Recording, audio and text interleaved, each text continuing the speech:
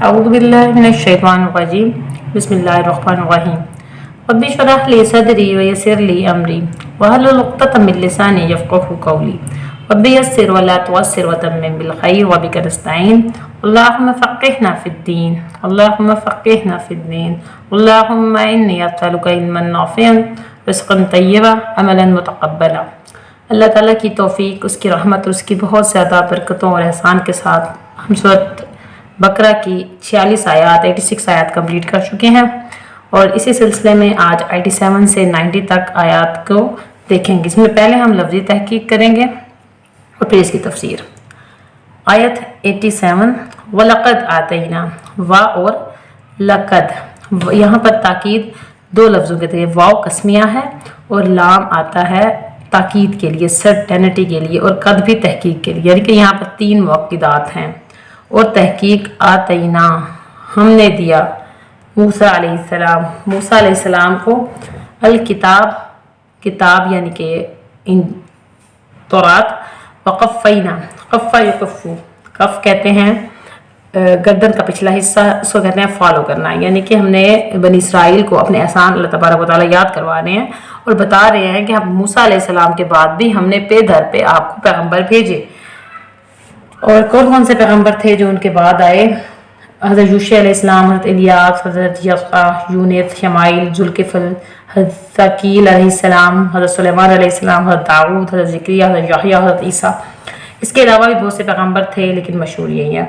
तो ये पैगम्बर हज़रत मूसा अलैहिस्सलाम के बाद बनी इसराइल के पास पे दर पे उनकी सिफात के लिए आए थे। वअय्यदना, अय्यद कहते हैं अय्यदा युअय्यिदु, हमजा या दाल से कुव्वत और ताकत को कहते हैं, यानी कि तायीद करने के लिए। बिरूहिल कुदुस, रूह पाक। अभी रूह की तफसीर तीन लफ्ज़ों से आई है। रूह को एक जगह हज़रत ईसा अलैहिस्सलाम से तशबीह दी गई है कि आप पाक थे और अल्लाह तबारक व तआला ने आपको विदाउट फादर पैदा किया, और दूसरी इंजील से तशबीह दी गई है कि इंजील को भी भेजा था। और तीसरी इसकी तफसीर कहते हैं जिब्राइल अलैहिस्सलाम जो रूह पाक थे, जिस तरह से तायीद की गई हज़रत ईसा अलैहिस्सलाम की बहुत सारी मोजज़ात के जैसे, जैसे वो कोड़ी को सीधा करते थे, ठीक कर देते थे, और वो अंधों को ठीक करते थे, और घर आए हुए खाने को क्या खा कर आए वो बताते थे, और मुर्दों को जिंदा करते थे, और बच्चे थे पंगूड़े में वो बोलते थे। इस तरह की बहुत सारी मदद की रूहुल कुद्दुस से। अफ़कुल्लमा, ये कुल्लमा शर्त, हर्फ शर्त है जो माजी को मुजारा में कर देता है। माजी पास्ट को कहते हैं, मुजारा कहते हैं फ्यूचर, और इस वक्त प्रेजेंट टेंस को। जिस भी इस फेल के आगे ये आएगा तो उसको मुजारा में कन्वर्ट कर देगा। अफ़कुल्लमा जाअकुम, और जब कभी, इसका मीनिंग आएगा और जब कभी, जिस वक्त आए आपके पास रसूल, जब कभी भी आपका रसूल आए, बिमा ला तावा, माँ जो ला तावा, ला होता है नहीं, तावा हवा कहते हैं ख्वाहिश को, पसंदीदगी को, जो पसंद नहीं करते थे, अनफुसकुम तुम्हारी जाने, यूर सेल्फ, आप लोग जब पसंद नहीं करते थे और क्या करते थे, इस्तकबर, इस्तकबर या इस्तकबरु, कबर या कब्बिर से तकब्बुर के मायने में आया है, यानी कि बड़ा बनने की ख्वाहिश करना। जब आप अपने नफ्स को बड़ा समझा और जिन बातों को आपने पसंद नहीं किया। फफरीकन, फफरीक ग्रुप्स, फरीक कहते हैं डिवीजन करने को, ग्रुपिंग करने को। तो एक ग्रुप ने कज़्ज़ब, तुम कज़्ज़ब युकज़्ज़िबु तकज़ीब, डिनाई किया, एक ग्रुप ने डिनाई कर दिया, और वफ़रीकन तक़्तुलून, और एक ग्रुप ने क़तला यक़्तुलू, कत्ल ही कर दिया, मतलब पैगम्बरों को। क़ालू, फरमाया, क़ालू बना, क़ल्लबा युक़ल्लिबु, क़ल्ब हमारे, उन्होंने क्या कहा, उन सब लोगों ने, बनी इस्राइल के लोगों ने, कालू उन्होंने कहा, कुलूब हमारे, दिल हमारे, गुल्फ रैप्ड है, कवर्ड है, सील्ड है। गुल्फ दो चीज़ों की जमा, अगलफ और गिलाफ, दोनों की मीनिंग में आती है। अगलफ का मीनिंग होता है गिलाफ में बंद, ढकी हुई, सील्ड होना, और दूसरा है गिलाफ, इसका मतलब होता है फुल, यानी कि ख़जाने से भरा हुआ। वो कहते हैं हमारे दिल कवर्ड हैं, यानी कि हमारे पास इल्म और मार्फत का ख़जाना है, हमें वो इल्म की ज़रूरत नहीं है। और दूसरा मीनिंग इसका आएगा गिलाफ, यानी कि कवर्ड, सील्ड, यानी कि हमारा दिल बंद है, आगे कुछ नहीं जाएगा। बल्कि लानहुमुल्लाहु, लानत की, कर्स किया अल्लाह ताला ने, क्यों? डिसबिलीव, बिकुफ्रिहिम, उनके कुफ्र की वजह से। फ़क़लीलम्मा युमिनून, बस थोड़े हैं, लिटल, बहुत थोड़े हैं जो ईमान लाते हैं। और यहाँ पर भी देखिए माँ आया है। अच्छा वलम्मा, ये भी हर्फ शर्त है। माँ जो, ये नकरा में शिद्दत पैदा करने के लिए आता है। वलम्मा जाअहुम, जब कभी आए, किताबुन किताब, मिन इंदल्लाह, अल्लाह ताला के पास से, मुसद्दिकुन कन्फर्म करने, तस्दीक करने वाली, लिमा माहम, जो उनके पास आई। यानी कि जब कभी कोई नई बुक आई, तौरात के होते हुए इंजील आई या फिर कुरान पाक आया जो कि तस्दीक कर रही थी, कन्फर्म कर रही थी, कन्फर्मेशन दे रही थी उसको, जो उनके पास मौजूद है। वकानु, और थे वो सब, मिन कब्ल, इससे पहले, यस्तफ्तिहूना, फतह यफ्तहू से, फतह किसे कहते हैं? फतह तलब करना। फतह कहते हैं जिसके पास कोई भी बात, जिसके बाद शक ना रहे, यानी कन्फर्म हो जाए, कामयाबी को कहेंगे, यानी कि और लोगों को पता होता है कि ये कामयाब है, इसमें कोई डाउट नहीं है।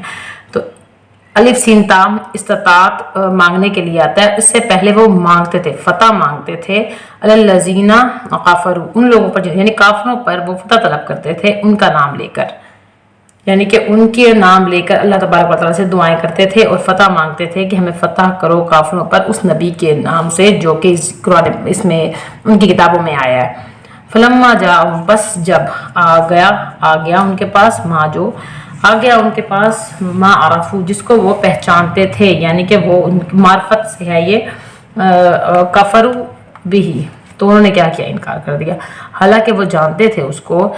इसके बारे में सूरत अल-इनाम में आया है, अल्लज़ीना आतैनाहुमुल किताब यारिफूनहु कमा यारिफूना अबनाहुम, यानी कि वो नबी करीम सल्लल्लाहु अलैहि वसल्लम को ऐसे जानते थे जैसे अपने बेटों को कोई जानता है, यानी कि इतनी क्लियर निशानियां उनके पास थीं। इसके बाद भी समझने जानने के बाद, मार्फत के बाद कुफ्र कर दिया। फलानतुल्लाह, तो ये वजह थी कि अल्लाह ताला ने कर्ज किया, लानत किया उन पर, अलल काफिरीन, काफरों पर इसलिए लानत है कि वो सच देख कर भी नहीं मानते। बिसमा, कितना बुरा है।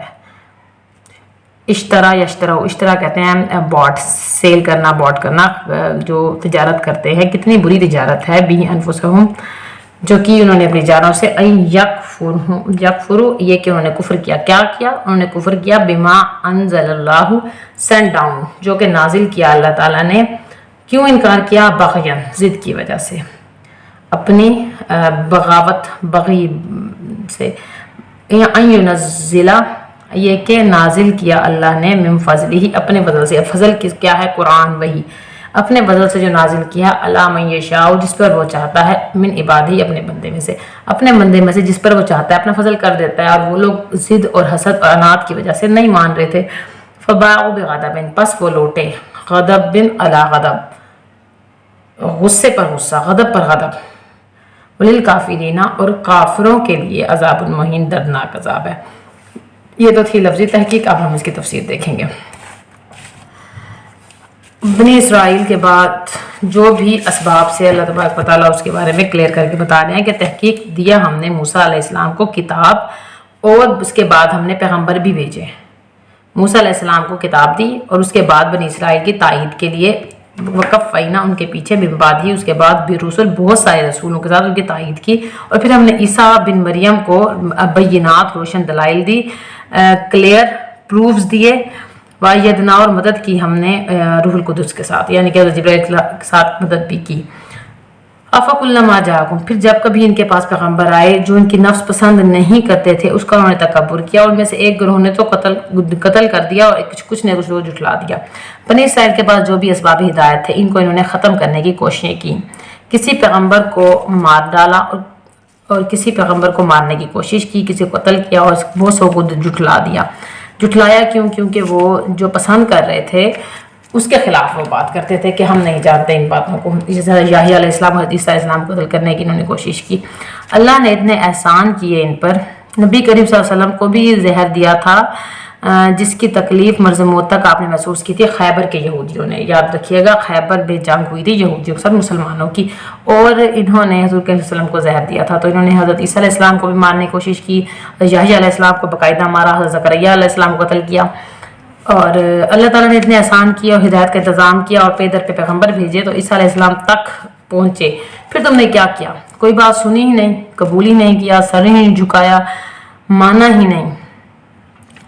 کسی چیز کو خاطر میں ہی نہیں لاتے تھے وہ، اور تمہاری ہٹ دھرمی اس حد تک بڑھی کہ تم نے حق بات ماننے کے بجائے حق بتانے والوں کو جھٹلا دیا اور ڈینائی کے ساتھ ساتھ قتل بھی کیا۔ اور وجہ کیا تھی؟ کیوں ایسی نصیحتیں کرتے ہو جو ہماری خواہشات کے خلاف ہیں؟ ان کو یہ تھا کہ ہماری خواہشات جو ہے ہم اس تعلیم کو نہیں مانیں گے جو ہماری خواہشات کے خلاف ہوگی۔ آج بھی دیکھیے تبلیغ کرنے والوں کو، تعلیم دینے والوں کو دین کو کیوں لوگ پسند نہیں کرتے؟ کیونکہ جو وہ کرنا چاہتے ہیں وہ اس کے خلاف بات کریں یا من مانی چیزوں کو ماننے سے انکار کرے تو وہاں وہ انکار کر دیتے ہیں، اور حق بتانے والوں کو ہی وہ کہتے ہیں ختم کر دو۔ تو حضرت عیسیٰ علیہ السلام کے جو معجزات تھے وہ مزید آگے سورۃ آل عمران میں 149 میں تھے، اور جب پھانسی کے ٹائم پہ بھی حضرت عیسیٰ علیہ السلام کو اللہ تعالیٰ نے اٹھا لیا تھا اور آسمان پر لے گئے تھے۔ تو یہ تو تھی آیت، اور آیت 88 میں مزید وَقَالُوا قُلُوبُنَا، اور کہا انہوں نے کہا کہ ہمارے دل پردے میں ہے، ریپ نے۔ اللہ تعالیٰ نے لعنت کر دی ہے ان کے کفر کے سبب، اور بہت تھوڑے وہ ایمان لائے۔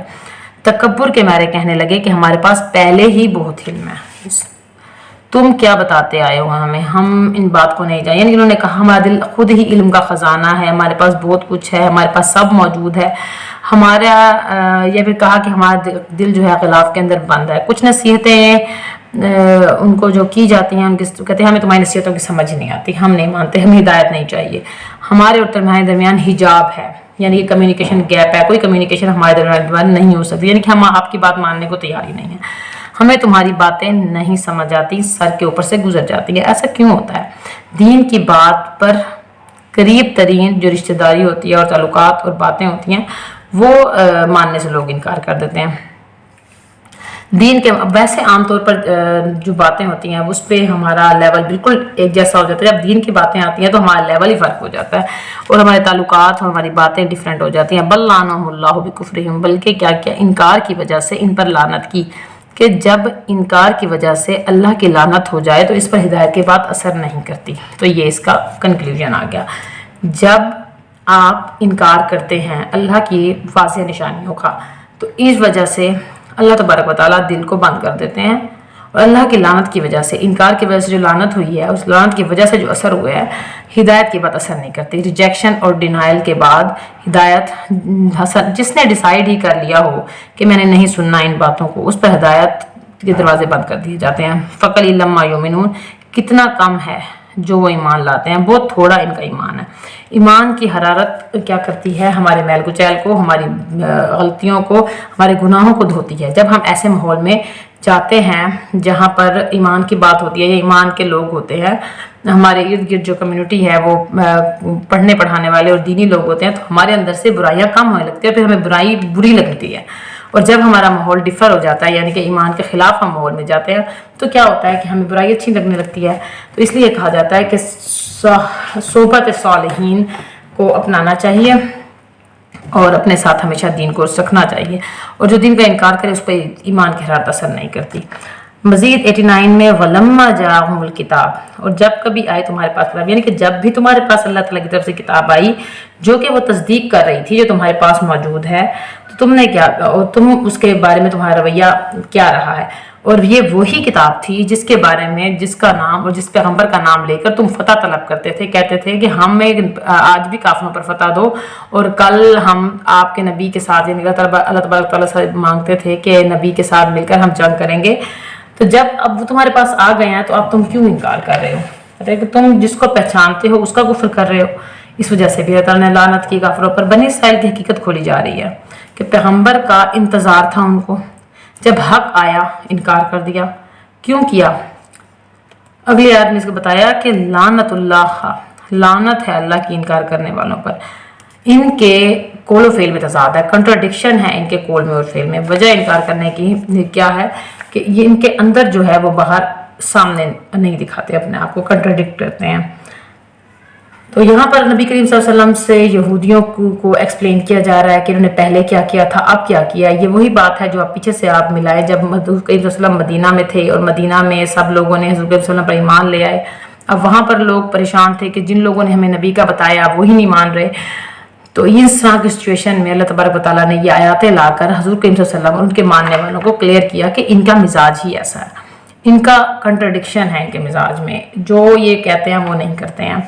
تو اس کے بارے میں مزید بتایا کہ بھی سمجھتا رہو کتنا ہی برا ہے ان کی خریداری، ان کا جو سودا ہے کتنا برا ہے۔ اور وہ جو آیت 86 میں بتایا تھا کہ ان لوگوں نے دنیا کی زندگی کو زیادہ پریفر کیا ہے، کیونکہ دنیا میں وہ چاہتے تھے کہ ہمارے پاس رہے کرسی اور دولت اور سب لوگ ہماری عزت کریں۔ اب رسول کے وسلم کو ہم مان لیتے ہیں جو کہ ہماری قوم سے نہیں ہے، تعصب کی وجہ سے، تو ایسا ہوگا کہ ہمارے لیول یا ہماری کم نہ ہو جائے امپورٹنس۔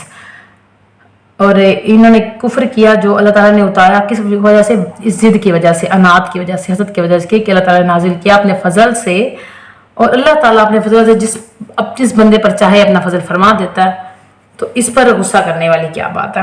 اب دیکھیں کتنا برا ہے جس کے وجہ انہوں نے خود کو بیچ ڈالا۔ انہوں نے کفر کیا، انکار کیا جو اللہ نے اتارا، کس وجہ سے؟ ضد کی وجہ سے، بغاوت، حسد کی وجہ سے۔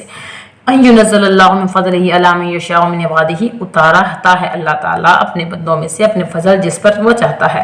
اب یہاں پر قوم قبیلہ کی وجہ سے بات نہ ماننا، تعصب اس وجہ سے کہ ہم نہیں مانتے، تو کیا انجام ہوتا ہے؟ غضب علی غضب، اس پر غضب پر غضب، یعنی کہ غصے پر بھی غصہ، اور لعنت پر لعنت، اور انکار پر انکار، اور تکلیف پر تکلیف آئے گی۔ انہوں نے جو پسند کیا کفر اور انکار کیا، اللہ تعالیٰ نے اسے بدترین چیز قرار دیا بجائے انکار کے۔ اچھا، اب یہاں پر کیا باتیں اس آیت میں سمجھ میں آتی ہیں؟ پہلا یہ کہ ہمیں اقرار کے بجائے انکار نہیں کرنا چاہیے، اور ضد اور ایروگینس اور ہر دھرمی کی وجہ سے صحیح بات کو ماننے سے انکار نہیں۔ اور حسد ایک ایسی چیز ہے جو حق کے قبول میں رکاوٹ ہوتی ہے۔ جیلسی، انسان بہت اچھا ہوتا ہے مگر جس سے وہ جیلس ہوتا ہے اس کی خوبی اس کو نظر نہیں آتی۔ تو تیسری بات یہ ہے کہ ہمیں حسد اور جیلسی سے کام نہیں لینا چاہیے، کیونکہ جب ہم کسی سے جیلس ہوتے ہیں یا کوئی ہم سے جیلس ہوتا ہے تو ہماری وہ خوبی بھی نظر نہیں آتی جو کہ عام طور پر سب کے لیے فائدہ مند ہوتی ہے۔ تو حسد کیا ہے؟ حق کے قبول میں سب سے بڑی رکاوٹ ہے۔ اللہ تعالیٰ نے قرآن کو اپنا فضل کہا ہے، اور اللہ جس کو چاہتا ہے اس کے لیے آسان فرما دیتا ہے راستوں کو، فضل کو، اور اس پر ہمارا شکر بنتا ہے۔ اللہ تعالیٰ دل کھول دیتے ہیں۔ اس طرح سے جو آج ہمارے پر یہ قرآن پاک کی آیاتیں اتر رہی ہیں اور ہم اس کو پڑھ رہے ہیں، یہ بھی اللہ تعالیٰ کا فضل ہے، اور اس پر بھی ہم کیا کریں گے؟ اللہ کا شکر ادا کریں گے۔ حضور کریم صلی اللہ علیہ وسلم جب بہت لمبا قیام کرتے اور عبادت کرتے تو وہ کیا فرمایا کرتے تھے؟ افلا یکون عبدا شکورا، کیا میں اللہ کا شکر گزار بندہ نہ بنوں؟ تو یہ انعامات، یہ رتبے، وحی، کتاب، اور آپ صلی اللہ علیہ وسلم کے ذریعے سے یہ وحی اور کتاب ہم تک بھی پہنچی ہے، اور اس کا فضل ہم تک بھی پہنچا ہے، تو ہم بھی کیا کہیں کہ شکر گزار رہنا چاہیے ہمیں، اور حق کا انکار نہیں کرنا چاہیے۔ حق جہاں بھی ہو ہمیں اسے قبول کر لینا چاہیے۔ کنکلیوژن یہ ہے کہ وہ دوست کے بجائے دشمن کے پاس سے بھی ہمیں اچھی بات سمجھ میں آئے تو انکار نہیں کریں کہ فلاں کے کہا اس لیے میں نہیں مان رہا۔ تو بائس اور تعصب سے بچنا چاہیے، اور صحیح بات کو صحیح طریقے سے ماننا چاہیے۔ ٹھیک ہے، وآخر دعوانا الحمدللہ رب العالمین۔ آخر میں آپ کو ایک دعا بتاؤں گی جو رسول کریم صلی اللہ علیہ وسلم نے اپنی بیوی جویریہ کو بتائی کہ فجر کی نماز کے بعد جہاں نماز پر بیٹھی رہی، رسول کریم صلی اللہ علیہ وسلم جب واپس آئے تو ویسے ایک بتدریج بیٹھی تھی، تو آپ نے فرمایا کہ میں ایسی دعا پڑھ کے آیا ہوں جو تم نے اتنی دیر بات کیا اس کے برابر ہو جائے گی۔ وہ دعا ہے سبحان اللہ و بحمدہ عدد خلقہ ورضاء نفسہ وزینۃ عرشہ ومداد کلماتہ۔ السلام علیکم ورحمۃ اللہ وبرکاتہ۔